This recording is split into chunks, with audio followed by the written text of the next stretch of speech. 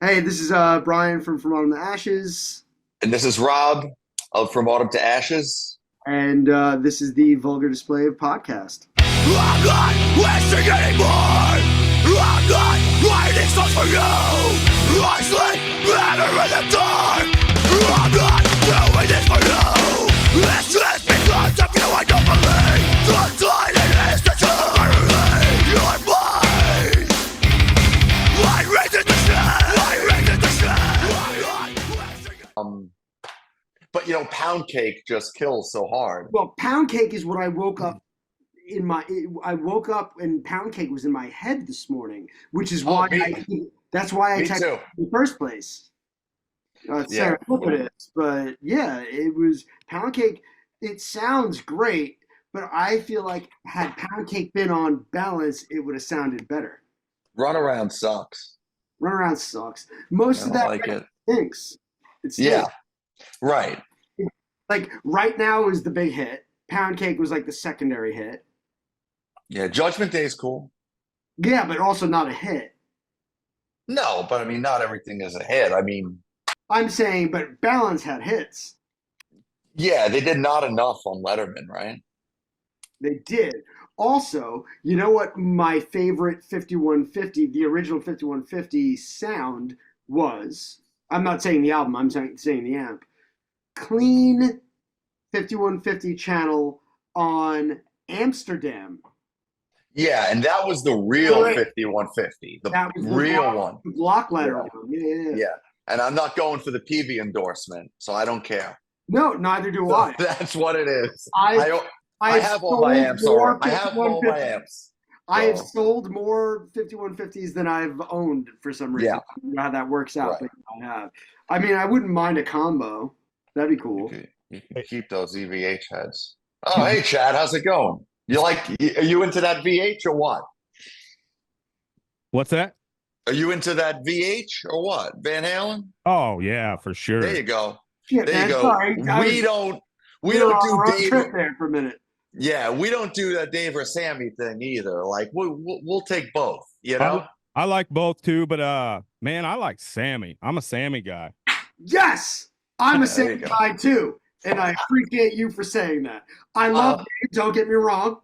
Don't get me wrong. I love myself some Dave. Obviously, the first couple of Van Halen, well, the first 4 or 5 Van Halen records, greatest American rock band ever.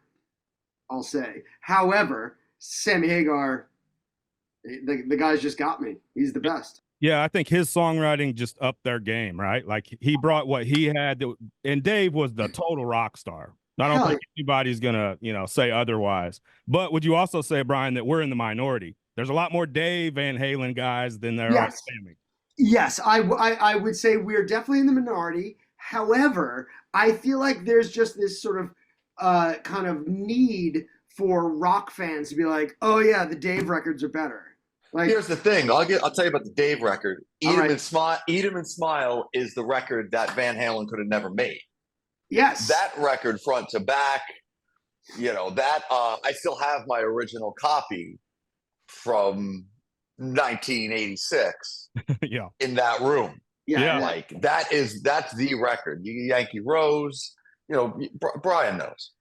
Yeah. Well, yeah, I mean, that record is incredible. Also, like, because Dave had to come up with somebody as a guitar player to, to even come close to rival, the Van Halen stuff that had happened before. That's right. So who did he come up with? Obviously, the only other guy who could be sort of as innovative and obviously it didn't have the commercial success that like 1984 had, but still a great record. Didn't quite work on Awesome. Skyscraper. I have something comparable to that. Yes, give it to us. What did you guys think of Chinese democracy? Love it, love it. Yeah. Okay. Okay. This is all Rob. I'll let him take over. Can I say my piece first, real quick? Yes, say your piece, Chad. Have it. We're gonna try. So I think Axel, they're all good now, but I think Axel went out and got, for Chinese democracy, he got a guitar player that was technically better in Buckethead than Slash. and somebody that sounded like Slash for the record. And you know, they were arguing at that time, but I think kind of that's what you're talking about is he had to find these big shoes to fill, and he did it with by a team effort kind of thing. Yeah, no question. I love that record. That when it came out, it was 2008. I couldn't care less. Like, I was just like, oh, that record's finally coming out. Whatever. After 15 years or whatever. Yeah. Right. I didn't care. Like, maybe a decade ago. So I'm going to listen to this. It's fantastic. Everything, the solos on there, like you said, Buckethead. You know, Robin Fink plays fantastic on that. His solos that has the total Guns N' Roses vibe. It's actual show. So sorry to the Slash guys out there, but Slash's Snake Pit will show you right there. It's actual show. Yeah. So that's But hang on a second. So wait, but we what's funny, Chad, is Rob and I and the rest of the people in our band talked about this not too long ago, and I had no idea because Rob was forcing us to listen to Chinese Democracy. Somebody turned it off. Somebody turned it off. It wasn't me, but I didn't realize that there were a bunch of guitar players on that record. Well, I think mostly two, right? Buckethead, you can hear which solos are Buckethead. It's got Of course, but there's like the guy from Nine Inch Nails at the time was playing on it. Like there's a bunch of other players on that record. Yeah. And that's cool. Like I thought that was cool because you could definitely hear the difference between the songs, depending on which guitar player was playing, right? Like some were sort of kind of trying to emulate the Slash thing, and some were obviously not. So that's cool. To be fair, though, I don't have an opinion on Chinese Democracy. I love it. And this is Anthony here, right there. Yes. What's up, Anthony? Hey. How's it going, fellas? So how many years ago was that we went and seen them at in Kansas City at Arrowhead Stadium, like 2016, I think. Yeah, so like in 2016, and I've been to, we've been to thousands of concerts probably at this point. It was one of the best performances I've ever seen. It was incredible. I've heard reports from friends. Yeah. And Alice in Chains opened up, so it was like they made that concert for me. Like I could have died there and it would have been okay. Yeah. No, that's a good show. When there's nonstop songs that when there's no filler whatsoever, I think that's a good concert. When people are just like, yeah, sure, like. There's always the songs that people are like, oh, I didn't expect that one. But people go to shows expecting songs. Yeah. And I think when you give it to them, that's when those concerts are great. Obviously, I'm sure Alice in Chains played all the hits as well. All of them. Phenomenal. Yeah. Phenomenal. Exactly. Okay, so since we're on this, and I guess apparently you guys are in a band or something, but Motley Crue. Crue's Dr. Feelgood, they were just just hit after hit. You could press play on every album and let it play. And now they've sort of become something else. What are you guys' opinions on that? I'm not into that. I mean, it's, Vince is a fun time.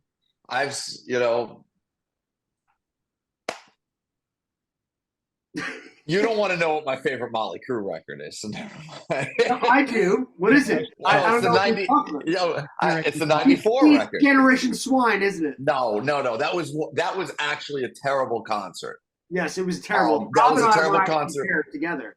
That was terrible. We were 16, 17. Yeah. It was awful. We snuck on the floor because it was really easy to sneak on the floor. Yeah.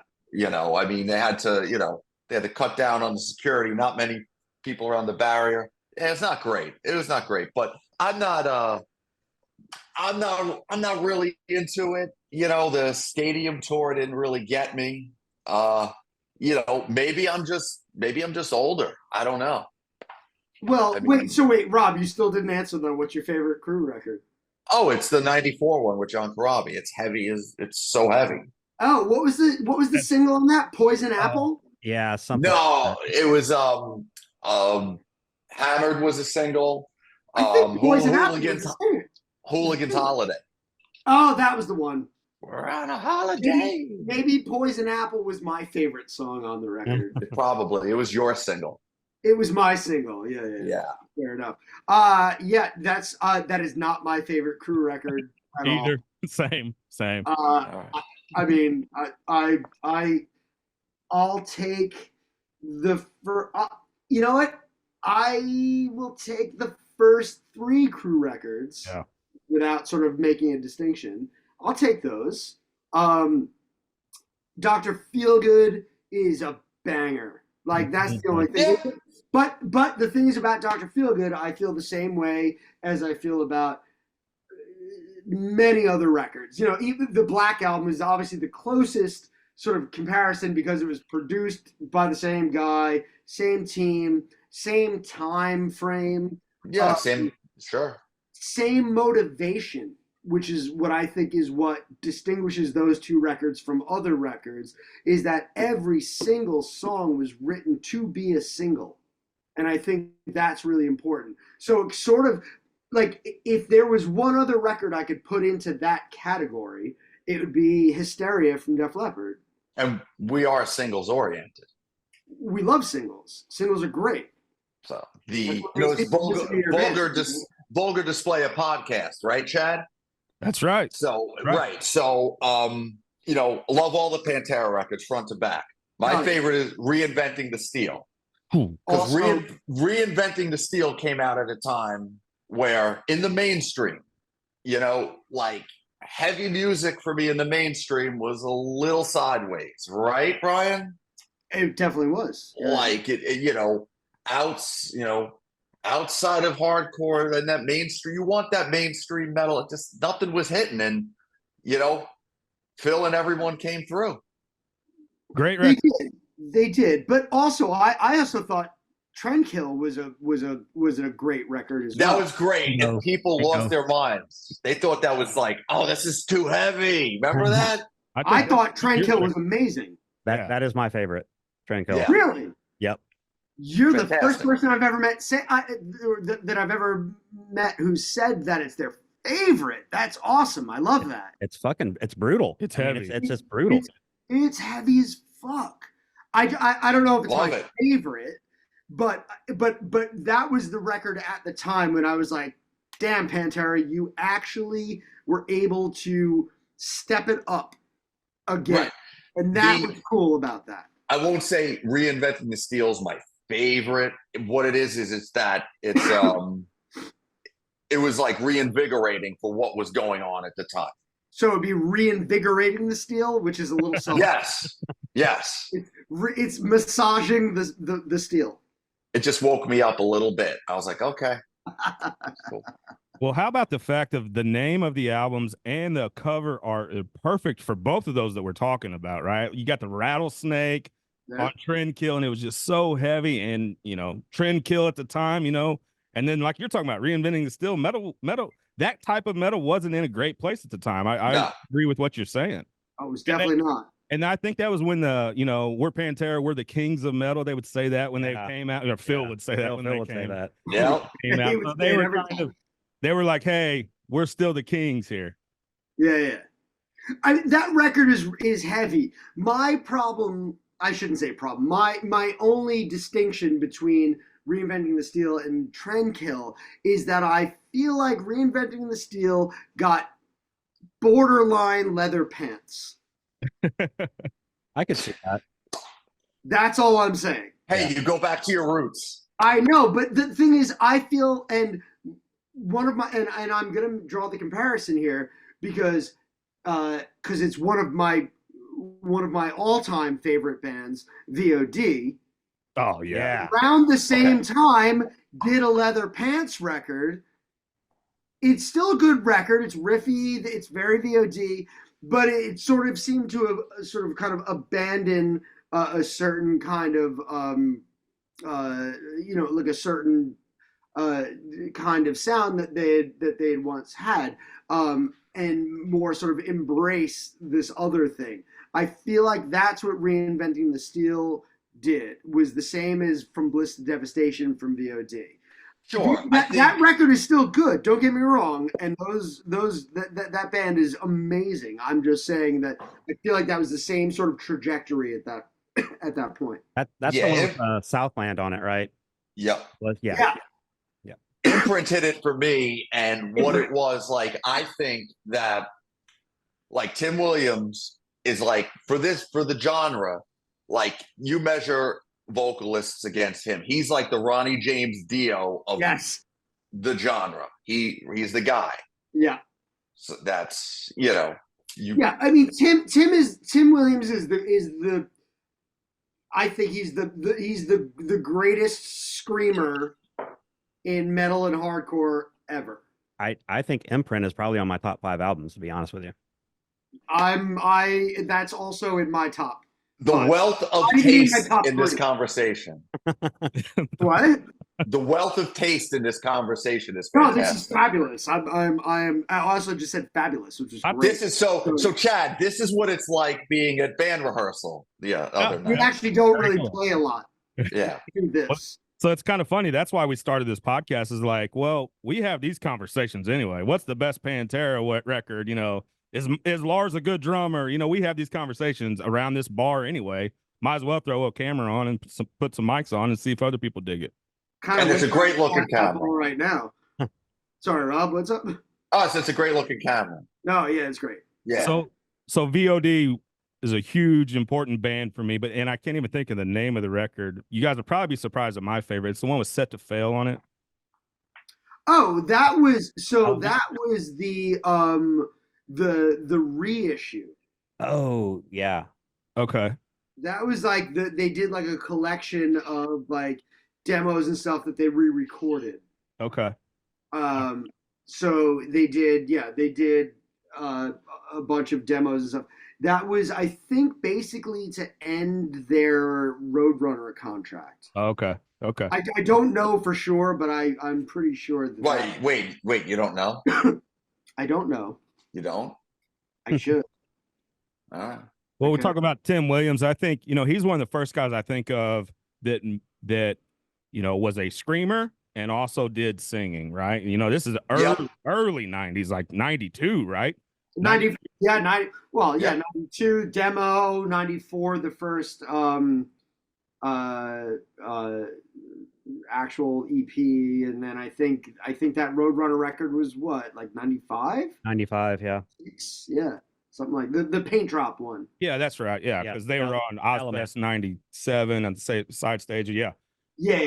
He was sort of the first one in hardcore doing that. You had your Panteras that kind of did that, but in hardcore, it seemed like he was one of the first ones to kind of pair those two. And we talk about From Autumn to Ashes. I mean, that is the From Autumn to Ashes sound, right? Yeah, and I mean, to be fair, the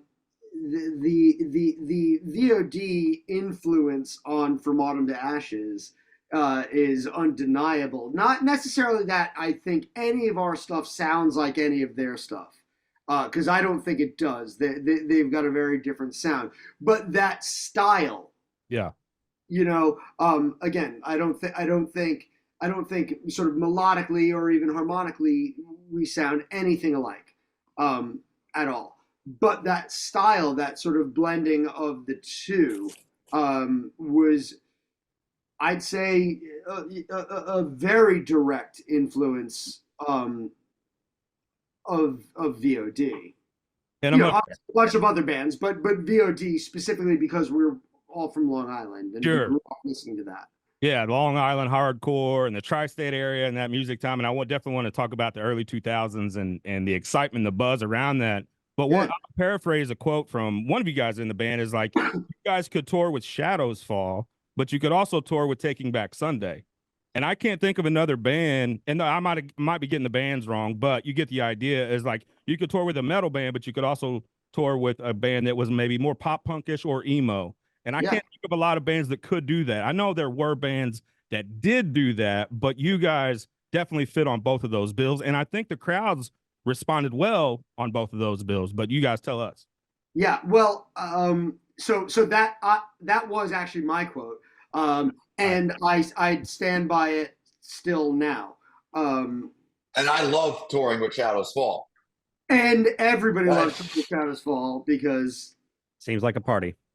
yeah, exactly, just the best dudes ever. But also Take Back Sunday, you know, total opposite of the spectrum, but you know, good friends, and at the time, I it might be more difficult now, or maybe not now, because things are sort of coming back together. There seems to be a lot of nostalgia, you know, around a lot of this stuff, and everybody's sort of coming back and doing this stuff.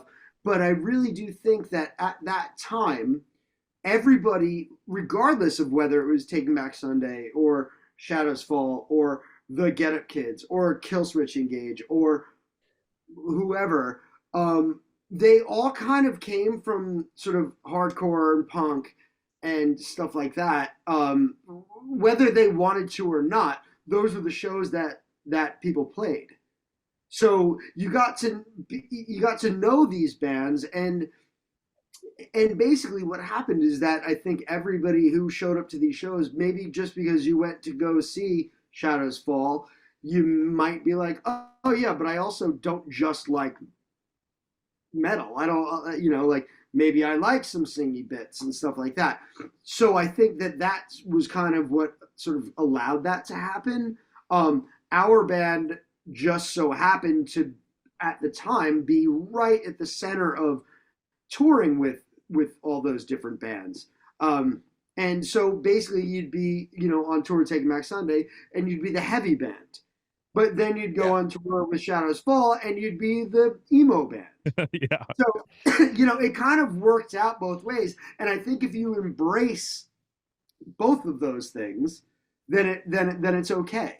I think it's once you start resisting that type of thing, then that's when there's a pushback. But Yeah, you back yourself in a corner. exactly. I think if you embrace that thing, like, yep, well, opening for Hatebreed tonight, we're not going to be the heaviest band. Or opening for Taking Back Sunday tonight, we're definitely going to be the heaviest band. You know what I mean? So it's like you just sort of embrace it, and you know, you try to just. How does that incorporate with like setting up and practicing and setting the set list for those types of shows? I mean, I would assume that that's definitely going to alter what songs you play that night. That's a Rob. What's that? I said that's a Rob question. Yeah, that's all. Yeah. So really, we may throw in, like, there's definitely going to be one or two lighter songs you would throw in. Lighter songs. Say if you're touring with the Take It Back Sunday, Silverstein is a good example. And then you know, but you always play, you have your standards that you play, and then, you know, there's a couple that you always have to. And we always like to throw one extreme one in there. So if, like, you still have to go out and do your set. So you're not going to tailor it exact to the audience. So you'll give them your heavy stuff if it's a lighter band. But like I said, you put in a couple of those, like a Long to Go. We were just talking about that song. That's one, if we were touring with Silverstein, it's a little more upbeat and rock. Yeah, it's oriented. less metal. Right. So we would throw something in like that. But sure, I mean, you pull a few songs out, but you don't totally capitulate to, you know, to the dynamic, right? Yeah, I think you still have to sound like the band you are. Right. You have to present the band that you are. Luckily for us, we've got a fairly broad spectrum of songs that make us the band we are. So we can sort of choose from that, you know, from that array of songs. And like Rob said, like if you're playing with Silverstein, you know, you think about the songs. Well, all right, there could be several hundred people at the show who have never even heard you before. So what are the songs that you want them to hear? Do you know what I mean? Do you want to necessarily be like, oh, we're going to play our heaviest stuff, and just beat the shit out of these kids. But they probably don't. That's cool, but also our heaviest stuff isn't that heavy. So they've heard heavier stuff.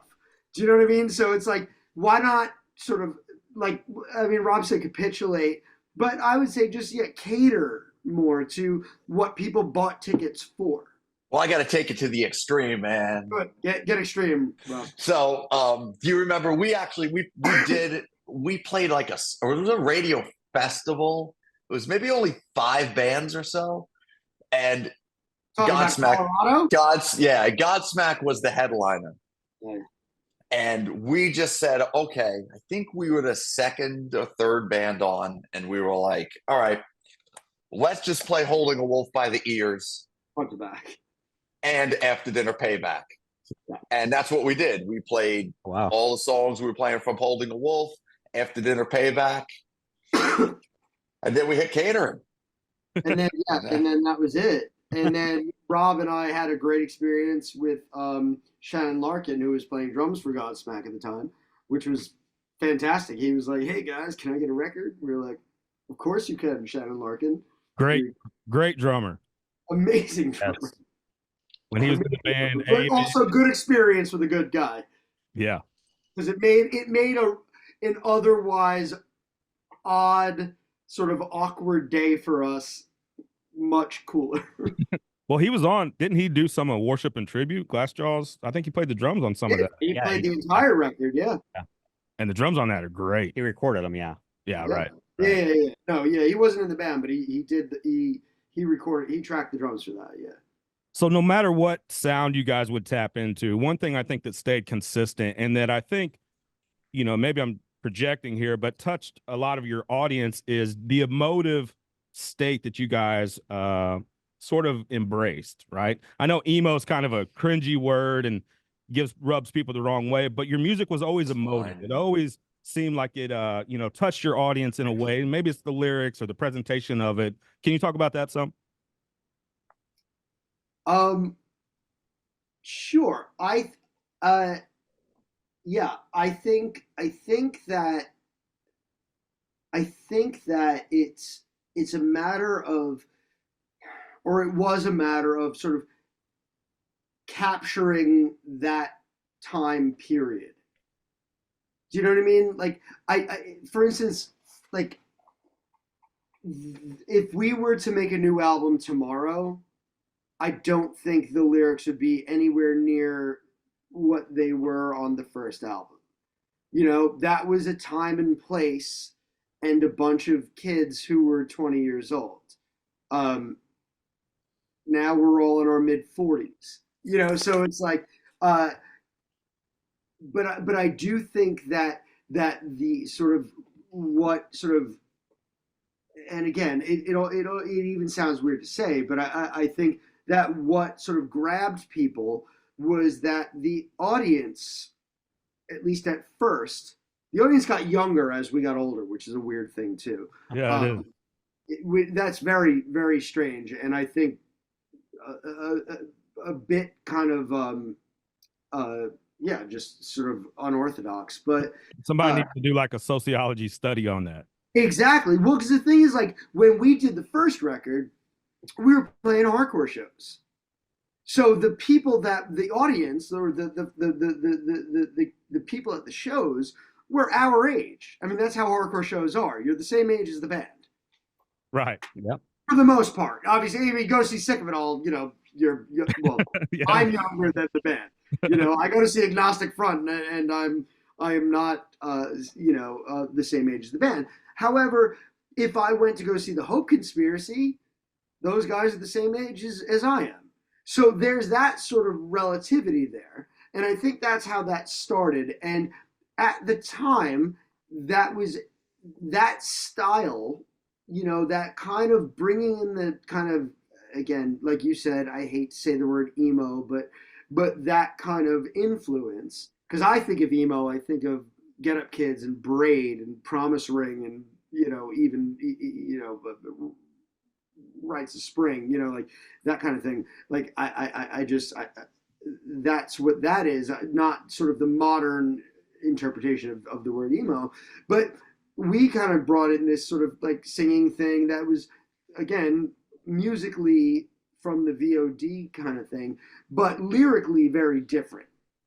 And what happened there is I think that it sort of tapped into the audience's sort of, I hate saying the audience either also, but like this sort of, I don't know, things were getting a bit sensitive at the time, I guess. So you were trying your best to do, all right, we're going to have like this really sort of sweet kind of pretty part and then beat the shit out of it 2 bars later. You know what I mean? And that's sort of what it was. And was it conscious? Yeah, of course it was. But was it natural? Yeah.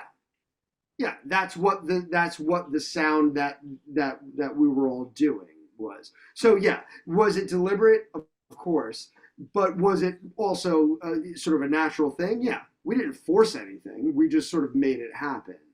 I think that's kind of the best way I could describe sort of that time for blending some things. And not to get too over psychoanalytical about it, but that's what feelings can feel. That the sound that you guys were doing sounded sometimes like being angry.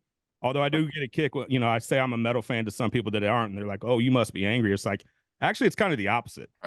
Right. You're helping. Right. I put on Vulgar Display a podcast, and I hit a punching bag, and I feel better afterwards. Or I put on some death metal, and it just makes me happy. I grin ear to ear watching Cannibal Corpse or something. So it's but the sound actually sort of went along with maybe what the emotions can feel like, right? Because I can be sad sometimes, and it seemed like that early 2000s, that post 9/11 was, we need to start having some conversations. And to me, I think that's where, that early 2000s, mid 2000s, whatever, that time frame was so important. And we are getting a little bit of a nostalgia feel with some of these tours that are happening now. But I think it was so special for the audience and for some of the listeners.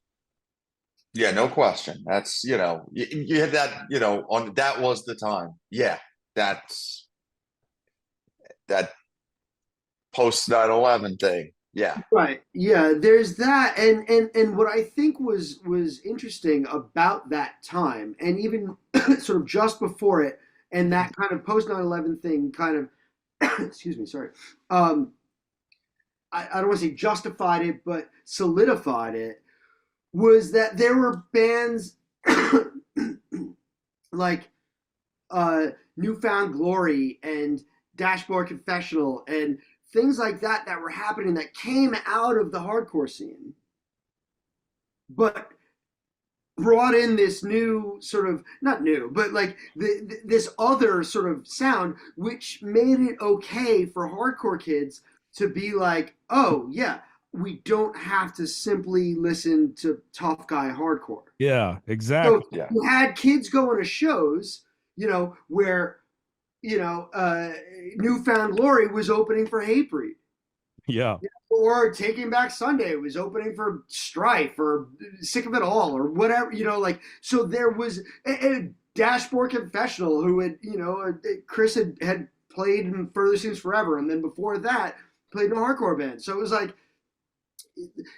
all the personalities were all there, which allowed for these shows to happen, which I think really did end up allowing for that sort of melting pot of those kinds of sounds. You know what I mean? Like that. I think that was what I think. If I had to put a point on it, is what was special about that time in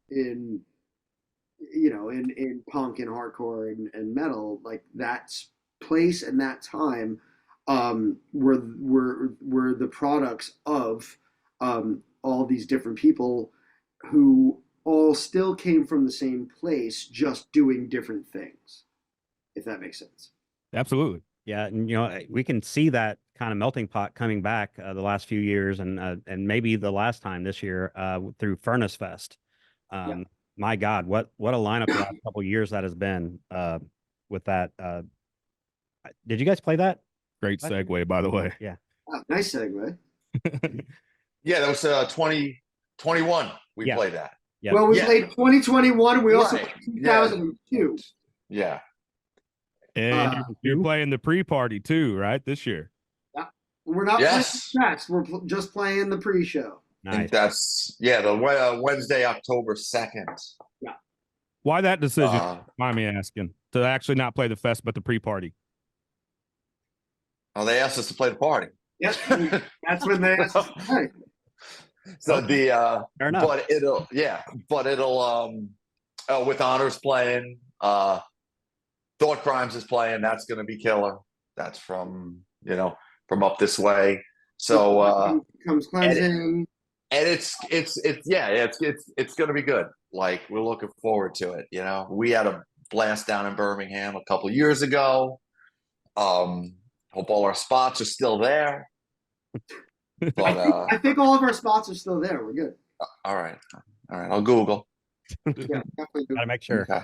Yeah, And then you guys are heading out in July to California for a couple shows as well. So you're taking it all the way from the East Coast to the West Coast. What's that going to be like for you guys? Well, those shows. So we haven't been to California, or we haven't been to the West Coast since 2015. 16. It was like January 16. Oh, right. It was rescheduled. Yeah. So yeah, early 2016. So a long time. And these shows are actually bigger than the last shows we played there. You know what it is? You announce just because of our sort of our own personal lives and things. We don't get to tour, like a full-time band or anything, or so we tend to book a couple of shows every year or so. Northeast, whatever, just stuff that's easy for us to do, because we can't necessarily take a month to go and do a full tour. Everybody's jobs and lives and kids and things are very different, and that's what it is. So every time for the past several years when we have booked a couple of shows here and there, it's always like, come to LA, come to the West Coast, blah, blah, blah, blah, blah. Like, so finally we're like, all right, well, we just did a bunch of shows on the East Coast last fall, so may as well just do something out there this year. If we only get to play 2 or 3 shows a year, we may as well sort of spread it out a little bit. And those guys have waited a really long time, and those Southern California shows were always amazing shows. So hopefully they'll still be the same when we come back 20 years later. But those shows were always great. We're playing the Glass House in Pomona, which was always just always great, just a banger. And so hopefully it all turns out the way we remembered it. Of all the yes, gonna be good. A lot of the bands that we talk to, they kind of talk about that they've been around for a little bit. They talk about how touring's kind of changed, right? Like, you used to hop in a tour van or tour bus and you'd be out for 3 months at a time. Whereas it seems like now it's sometimes regional, or I wouldn't say back to weekends, but going out for shorter stints to kind of be able to make it work within having a family and having a full-time job. Is that kind of what you're talking about there? It's exactly what I'm talking about. Yeah, that's it exactly. Logistically, once we get the dates in line, it's easy to get everything together. You get the gear, you get the van. That's all. That's all easy. It's just finding those days that are common, and we still love to do it. We love to connect with the fans. There's a great vibe among the 6 of us, including our sound guy and 7, 8, whoever comes out. It's just it's great. Like, we love to hang, we love to do it, we love to play. So we make time for this. Yeah, and that's the thing, is that it is difficult when everybody has their own lives going on.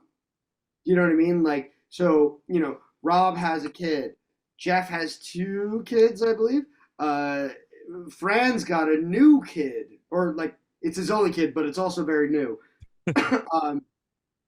I think Mike and I are the only two without kids, but then so take that and then throw in like what is your regular gig? Like what's your job? Like I tour full time doing other stuff.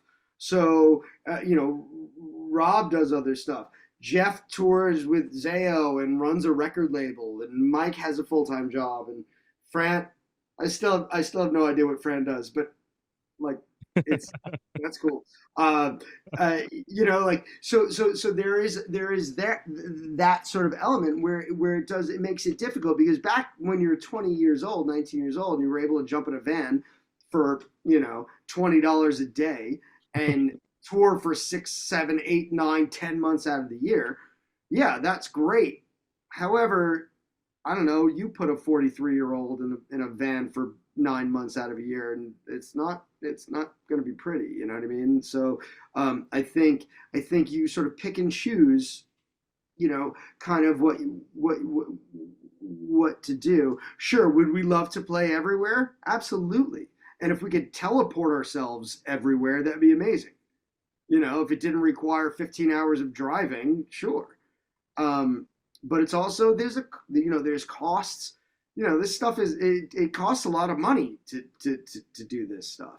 And so that's sort of what it is. But we absolutely, I think we've found ourselves in a really cool position over the past couple of years to where we do get these sort of offers to play shows in these places sort of at our choosing, and we're able to do it, and it's not back breaking, it's not bank breaking. It's a lot of things that we're able to do, and we're able to really enjoy it, as opposed to just being like, oh well, we're going to go out and try to sell records. Like that's not how it works anymore. So $500 VIP meet and greet. Yeah, that's a whole other line of bullshit that I can't.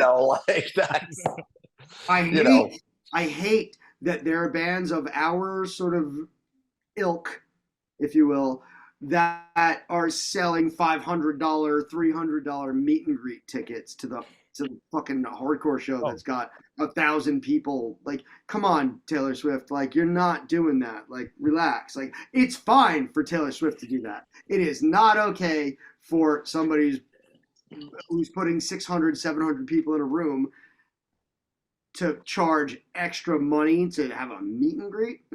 Anyway. Yeah, it doesn't matter how much streaming killed, I don't give a shit. Well, way less successful bands than you guys do that. Yeah. You guys know. And the ticket prices for bands that are not on your level, successfully wise and numbers wise, it's insane. It's hard to be a music fan sometimes. I get why they're doing it, because somebody's telling them that they're going to make a fuck ton of money, and that's true. But at the same time, like, I don't know, I'd be embarrassed to be like, oh yeah, hang on, I'm going to charge you $35, $40 for a ticket for some general admission show that only in a room that only holds 600 people anyway. But additionally, you can pay an extra $300 to go and so I can sign your fucking poster that costs 11 cents to make. Yeah, you're gonna meet me when I go to the pisser here in a minute. You're gonna because the venue you're playing doesn't even have a fucking dressing room.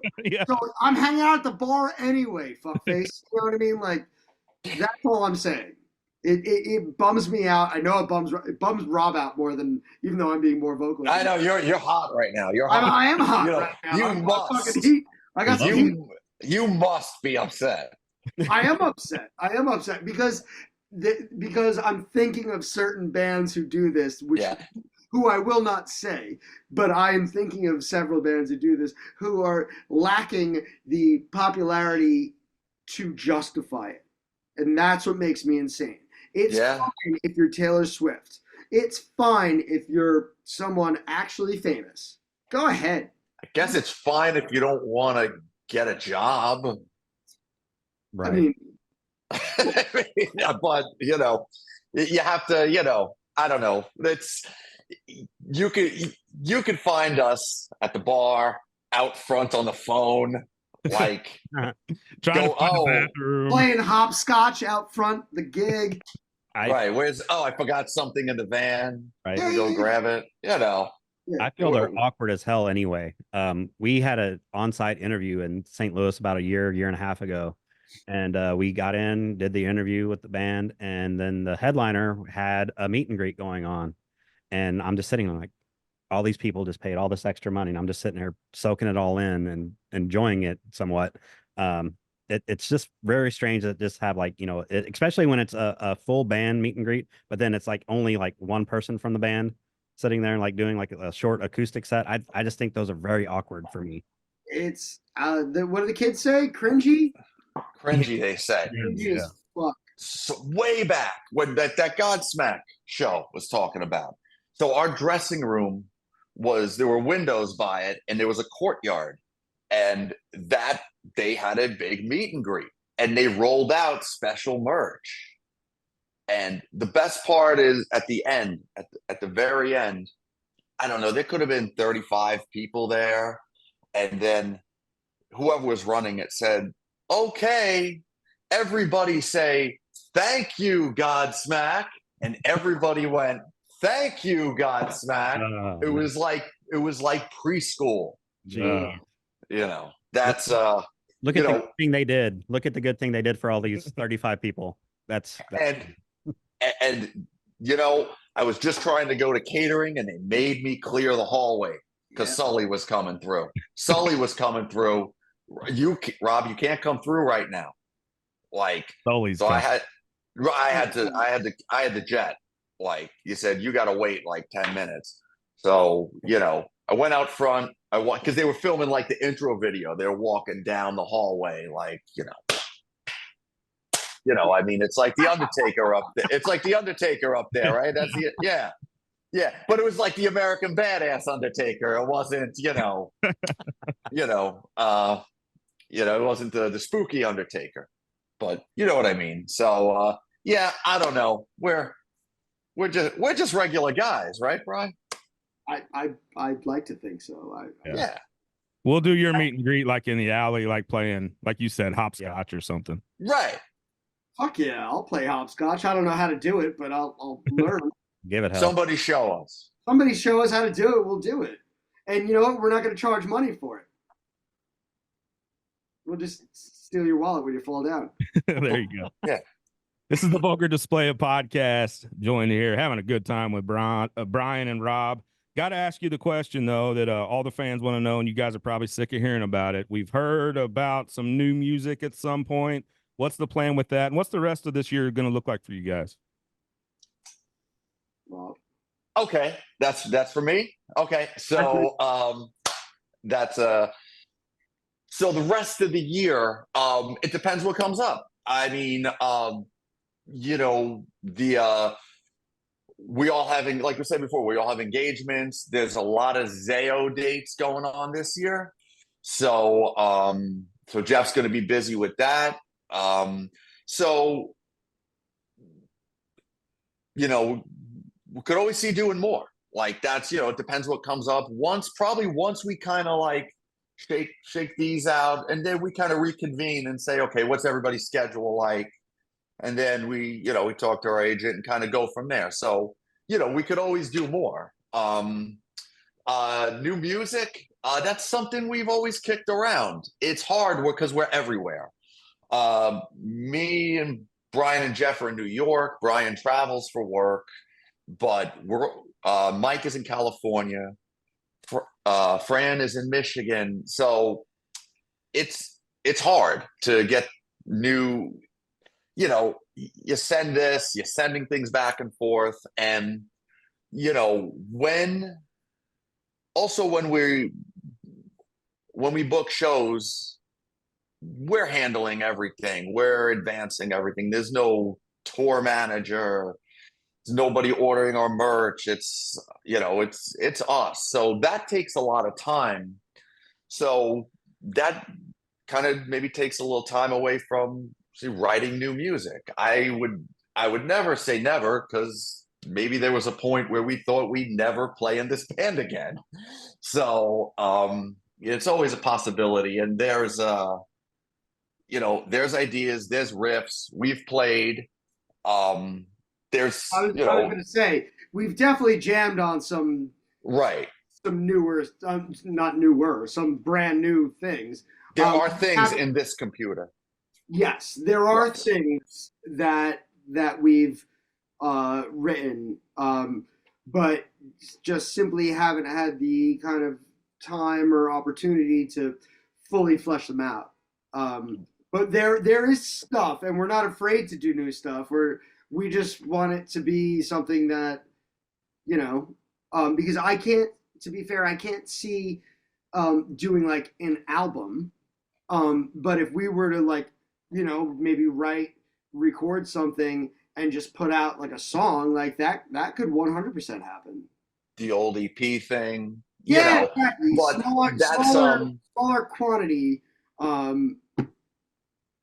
is kind of how things. Like, we're not going to put out an album, like, why? And it's important for all of us to have the same idea at the same time. Yeah, like that's that's the most important thing, is that we're all have the same idea at the same time. Yeah, that shit's gotta click. Right. Definitely. And there's a lot of there's a lot of good riffs, almost 3/4 finished songs floating around, but it's just a matter, Yeah. It's always a possibility. Yeah. It's I think when because like Rob said, like there are plenty of riffs and plenty of parts and like almost songs done. I think once we sort of stumble across the song that if we're gonna release one single song, once we stumble across whatever song that is, we're gonna do it. Do you know what I mean? Sure. That's like how we do shows in a way. Kind of like how we do shows. Yes, if it's right, it's the right time. It sounds like a good idea. Then yeah, let's do it. So a little more selective, I guess, on what you're putting out. Since you're not putting out as much, whether it's music or shows or whatever, you're being a little bit more selective as to what you are going to do. Yeah, I mean, I think being selective is important. There was a time in I'm sure in everybody's lives, you guys included, different jobs regardless, where you said yes to everything. Yeah. And now you when you don't have to do that, you can make the times you do say yes have a bit more gravity, be a bit more special. And I think that's the same way when it comes to writing music. Like once we have the song that we want everybody to hear, we'll do that song. You know what I mean? We're not saying no. We're just saying once it's there, we're still writing. We still toss around ideas all the time, because sometimes it's a whole lot more fun than playing the after dinner payback for the 5,000th time practicing. You know what I mean? Like, so you go in the room and you have every intention of playing the after dinner payback for the 15 millionth time, but you're like, oh, Rob comes up with some riff and you're like, oh, and everybody starts playing to it. Yeah, one of these days when one of those riffs hits and we write a song, we're not gonna not put it out. Like when it's the right thing, we'll do the right. We'll put it out there. It'll be cool. Got one more question for you before we let you get out of here. We've taken up too much of your time, but you mentioned the Jeff and the Zayo thing, and maybe again, we're speaking for the podcast here, but would there ever be would you consider doing? You think Jeff could handle a double duty night where you guys would play with Zayo? Woo, well, to be fair, Furnace Fest 2021. Zayo played right before. Was it before us or after us, Rob? It was after. Okay, so From Autumn to Ashes played, and then Zayo played directly after us. Oh, wow. They just left Jeff's kit on the riser. That's convenient. Yeah, so it has happened. I don't know. I'd be cool with it. I don't know if Jeff would be cool with it. Yeah, I'm fine. I've got an easy job, so does Rob.